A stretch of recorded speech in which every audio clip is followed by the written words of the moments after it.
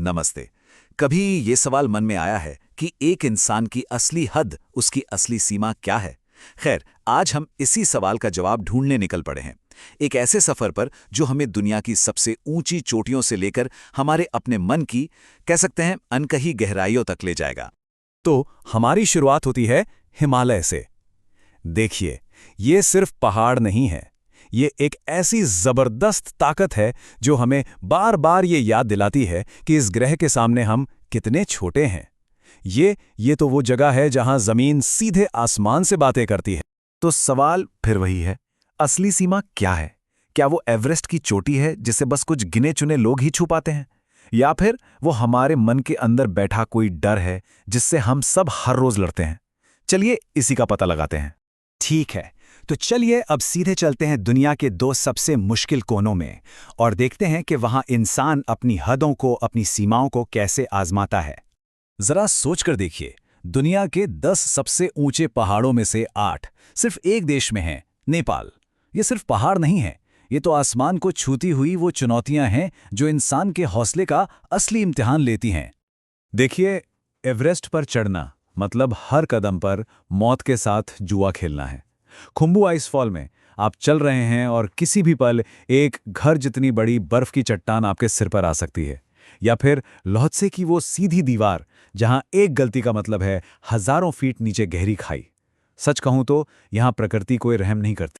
अच्छा, अब पहाड़ों की सीधी ऊंचाई से निकलकर चलते हैं एक बर्फीले रेगिस्तान की अंतहीन चौड़ाई में, साइबेरिया। ये जगह इतनी इतनी ज्यादा बड़ी है कि इसमें पूरा का पूरा अमेरिका और यूरोप दोनों समा सकते हैं। यहां पर चुनौती ऊपर चढ़ने की है ही नहीं, यहां तो चैलेंज है दूर दूर तक फैली इस बर्फीली जमीन पर बस टिके रहने की। यहां की जमीन वो हमेशा के लिए जमी हुई है, और ठंड ठंड इतनी कि जब आप सांस लेते हैं तो हवा भी फेफड़ों में सुई की तरह चुभती है। तो ये दो जगह हैं, ये इंसान की दो बिल्कुल अलग अलग ताकतों को परखती हैं।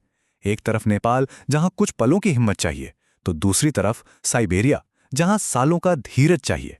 एक तरफ है पल भर में जान लेने वाला खतरा, तो दूसरी तरफ है जिंदगी भर चलने वाला संघर्ष। तो हमने पहाड़ों को नाप लिया, बर्फीले मैदानों को पार कर लिया। कह सकते हैं कि दुनिया का शायद ही कोई कोना बचा हो जहां इंसान ना पहुंचा हो। मतलब बाहर की दुनिया का नक्शा वो तो अब लगभग पूरा हो चुका है। लेकिन एक दुनिया ऐसी भी है जिसका कोई नक्शा नहीं बन सकता। और मजे की बात यह है कि उस दुनिया में हम सब हर रात सफर करते हैं। तो चलिए अब उस अनजानी दुनिया में कदम रखते हैं। हाँ, हमारे सपने वो एक ऐसा जंगल है जहां सच में कुछ भी हो सकता है। एक ऐसी जगह जहां फिजिक्स के नियम लागू ही नहीं होते और हमारा हमारा कोई कंट्रोल नहीं होता। हर रात हम सब इस अजीब से जंगल में भटकते हैं। पता है, हमें अक्सर लगता है कि हम बस सो जाते हैं, पर असल में हमारा दिमाग और हमारा शरीर हर रात एक बिल्कुल तय सफर पर निकलते हैं, हल्की नींद से गहरी नींद और फिर आरईएम नींद तक। ये वही स्टेज है जहां सबसे अजीब, सबसे अनोखे सपने आते हैं, और ये सब एक बहुत ही ऑर्गेनाइज तरीके से होता है। और यहीं पर एक बहुत ही दिलचस्प बात सामने आती है। सोचिए, एक तरफ हमारा शरीर इतने अनुशासन से, इतने ऑर्गेनाइज्ड तरीके से सो रहा होता है, तो दूसरी तरफ हमारा मन हमें भागने, गिरने या एग्जाम में फेल होने जैसे सपने क्यों दिखाता है ना अजीब? एक तरफ विज्ञान का अनुशासन और दूसरी तरफ मन की बिल्कुल बेतरतीब उल-जलूल कहानियां। हम पहाड़ चढ़ते हैं, हम सपनों में घूमते हैं, पर ये हम हैं कौन? मतलब कौन है वो जो ये सब महसूस कर रहा है? वो कौन है जो खुशी, डर और हैरानी इन सबको अनुभव कर रहा है? चलिए अब एक और भी गहरे सवाल पर आते हैं। जरा सोचिए, क्या हो अगर हमारी पहचान, हमारा ये जो मैं है, वो सिर्फ एक कहानी हो? एक कहानी जो हम हर पल खुद को सुनाते रहते हैं। हमारे दिमाग में हर पल, हर सेकंड कोई ना कोई विचार आता रहता है, जैसे मैं होशियार हूं या मैं कमजोर हूं। हम क्या करते हैं, हम इनमें से कुछ विचारों को कस के पकड़ लेते हैं और अपनी पहचान बना लेते हैं। पर सोचने वाली बात यह है कि क्या ये विचार सच में हम हैं या बस एक आदत बन गए हैं? और सबसे जरूरी बात, सबसे क्रूशल पॉइंट यही है, कभी सोचिए हम अपनी जिंदगी में कितना ज्यादा दुख सिर्फ इसलिए झेलते हैं क्योंकि हम अपने दिमाग में चल रही इन कहानियों को सच मान बैठते हैं। मैं कभी सफल नहीं हो सकता, ये क्या है? ये सिर्फ एक विचार है, ये कोई पत्थर की लकीर या सच्चाई नहीं है। तो फिर अगर हम इस कहानी से बाहर निकल सकें, अगर हम इस कहानीकार को, इस नैरेटर को सिर्फ देख सकें, बिना उससे अपनी पहचान जोड़े, तो फिर पीछे बचेगा क्या? उस खामोशी के पार, उस चुप्पी के पार क्या है? अच्छा, अब हम अपनी इस यात्रा के आखिरी पड़ाव पर आ गए हैं। एक ऐसी अवस्था की बात करेंगे जहां कोई संघर्ष नहीं है, कोई बेचैनी नहीं, और ये ज्ञान हमें मिलता है सदियों पुराने ग्रंथ अष्टावक्र गीता से। देखिए, इसका पहला कदम है ये समझना कि दुनिया की कोई भी चीज़, चाहे वो पैसा हो या शोहरत, वो हमें हमेशा के लिए खुशी नहीं दे सकती। ये सब चीज़ें आती जाती रहती हैं और इनके पीछे भागना हमें सिर्फ और सिर्फ थका देता है।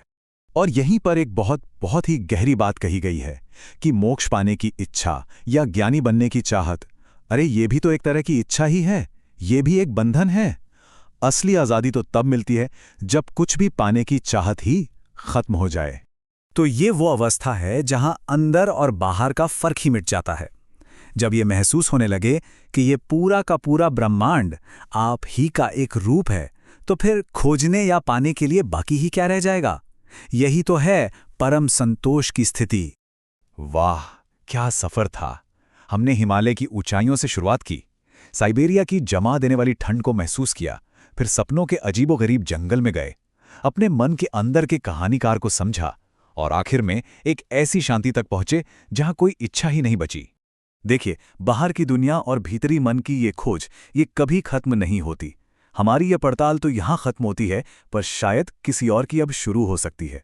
तो आखिरी सवाल बस यही है, अगला कौन सा मोर्चा है जिसे फतह करना है?